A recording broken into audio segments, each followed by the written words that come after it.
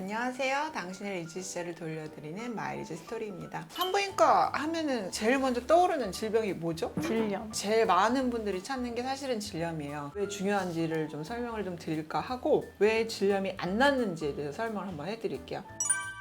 요새는 정보가 많은 사람한테 공유가 되다 보니까 STD 검사라는 게 되게 유명해졌어요. 타병원 검사 결과지를 들고 오시는 분들도 되게 많거든요. 저한테 물어봐요. 아니 나 STD 네거티브인데 왜 질염이 안 났냐? 계속 가렵고 분비물이 왜 있느냐? 이렇게 여쭤보시는 분들이 되게 많거든요. 여기서 잠깐 말씀을 드리자면 STD 검사는 최근에 비교적 나온 검사예요. STD균이라는 거는 질염을 일으킬 수 있는 제일 유명한 균 12가지를 뽑아서 따로 만들 수 있게 키트를 만들 거고 한 6, 70년대에는 그람 염색이라는 게 있었어요. 우리는 그람 STD를 같이 보는데 그람 염색이라는 건 뭐냐면 우리 몸에 존재하는 균이 되게 수만 가지가 있거든요. 근데 그 중에 STD 균 12가지가 아니어도 질염을 일으킬 수 있는 다른 수만 가지 균이 있어요. 그 균들이 그람 염색으로 나오거든요. 그람 양성균, 그람 음성균, 그람 막대균, 그람 구균 뭐 이런 식으로 나와요. 그래서 제가 일부러 사진도 좀 준비를 했는데 제일 많이 나오는 게 이제 그람 양성균. 그람 양성균인 포도상균의 한 종이다. 코, 호흡계통, 피부에 잘 존재한다. 얘네들은 무슨 뜻이냐면 장내구균. 원래 우리 몸에 존재를 한다는 뜻이에요. 우리 몸에도 수많은 세균이 존재를 하는데 얘네가 과다 증식한다는 것보다 우리 몸을 밸런스를 유지하는 쉽게 얘기하면 유상균층이 좀 깨져서 얘네가 과다 증식을 하는 거거든요. 그러니까 이런 균들이 사실은 질염을 일으키는 한 7, 80%고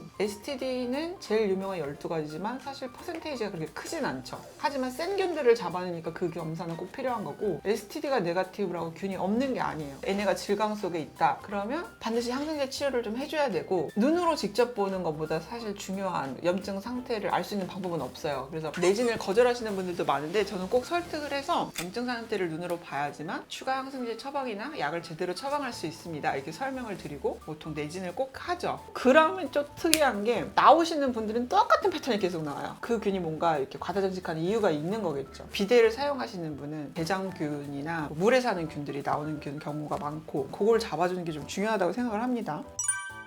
사실 질염이라는 게 되게 포괄적인 범위예요. 많은 분들이 그냥 아래가 불편해요. 아래가 가려워요. 아래가 따가워요. 아래가 불편해요. 이러고 오시는데 조금 세분화해서 말씀을 드리자면 질감 안쪽에 진짜 염증이 있는 경우하고 소음순 피부가 헐어서 힘든 경우하고 소음순 옆에 수포가 나면서 터져서 힘든 경우하고 건조증 때문에 갈라져서 아픈 경우가 있고 되게 질염의 종류가 여러 가지거든요. 그 원인을 감별하는 것도 중요해요. 그래서 균 때문에 감염되는 균은 오히려 제가 말씀을 드려요. 이건 빨리 낫는다. 항생제 먹으면 땡이다. 오래 가는 것들은 뭐가 있느냐? 제가 예전에 자궁 경부 지지는 거, 경부 미란에 대해서 한번 설명을 드렸었죠. 아까도 어떤 분이 계셨냐면 20살짜리 분이셨어요. 경부가 이제 작년 12월부터 너무 안 낫는 거야. 그래서 고주파를 권했는데 화가 나서 오신 거야. 들어보니까 질염은 되게 흔한 거고 약 먹으면 낫는다는데 나 왜 이렇게 병원 오게 하냐고. 그래서 내가 진정하시고 우리는 지금 질염이 아니다. 만성 경부염, 경부미란, 경부외번증이라고도 부르는 증상이다. 이거는 질염이 나을 수가 없다. 완전 경부가 문드러져 있거든. 보통은 약물 소작이나 질정으로도 충분한 경우가 많아요. 근데 상처가 오래된 경우는 아무리 해도 약물로는 새살이 안 올라오기 때문에 결국 지져서 새살을 올라오게 만드는 방법을 써야 되는데 그분은 약간 그런 케이스였거든요.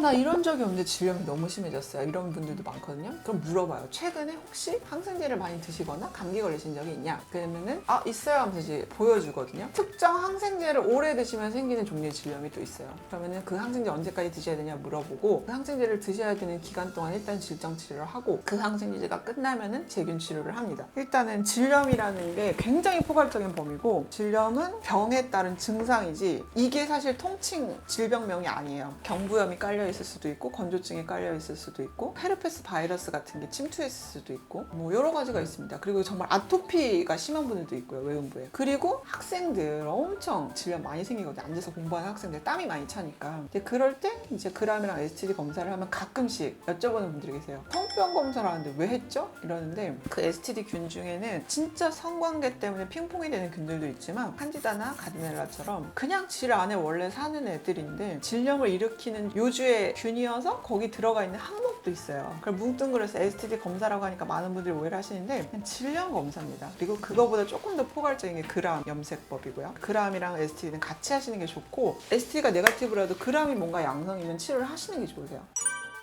질염이 있을 때는 당연히 꼭 조이는 옷 좀 피하시고 원인이 되는 걸 좀 끊으시는 게 좋아요. 균이 뭔가 계속 끊임없이 나온다면 제모를 하는 것도 방법이고, 이건 유명한 얘기라서 많은 분들이 이미 아세요. 유산균이 이제 질염을 방어하는 이제 최전선 부대거든요. 꼭 질유산균을 드셔야 되는 건 아닙니다. 남녀노소 다 드시는 식약청 허가 17종 들어있는 유산균이다 하면 돼요. 그것만 꾸준히 드셔도 되는데, 문제는 뭐냐, 말씀을 많이 하세요. 유산균도 먹기 시작했는데 아직도 질염이 안 낫는다. 뭐가 문제냐면 유산균을 이제 먹잖아요. 위장에서 어느 정도 녹고 장에서 어느 정도 녹아요. 그래서 흡수가 되는 양은 굉장히 극소량이에요. 6개월 정도를 고농도로 드셔야 질염 예방이 된다, 이렇게 말씀을 드리는데, 그것 때문에 이제 산부인과에서는 뿌리는 유산균 제제가 많이 나왔어요. 살아있는 유산균인데 먹어서 도달하려면 6개월이 넘어 걸리는데, 걔는 살아있는 유산균이니까 뿌리면은 바로 한 1억 마리가 한 번 분사할 때마다 들어가거든요. 걔는 산부인과 학회에서 쓰기 전후를 비교 발표도 한 제품입니다. 제품을 그냥 홍보하는 게 아니고, 뿌리는 유산균 제제도 좋고 먹는 것도 좋고 자기한테 맞는 유산균 제제를 꼭 쓰는 게 중요합니다.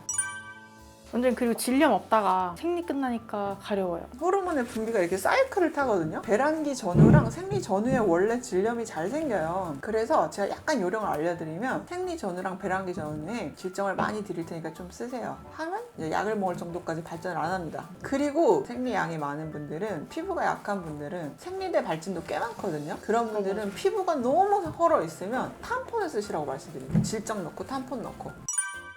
산부인과에서 가장 많이 다루는 질염에 대해서 말씀을 드려봤습니다. 많은 분들이 이제는 아시겠지만, 질염은 단순히 산부인과에서 항생제만 먹어서 낫는 그게 아니고, 원인을 반드시 제거해야지만 완치가 될 수 있는 증상 중에 하나예요. 마음을 열고 의료진이랑 대화도 많이 하시고 직접 질환 상태를 알고 계시는 것도 되게 중요합니다. 경부염이 있는지, 질환의 상처가 있는지, 수포가 생겼는지, 피부가 헐었는지, 내 몸을 잘 알고 있는 게 굉장히 중요한 첫걸음이라고 생각을 합니다. 잘 봐주셔서 감사드리고 다음에 좋은 주제로 찾아뵙겠습니다. 감사합니다.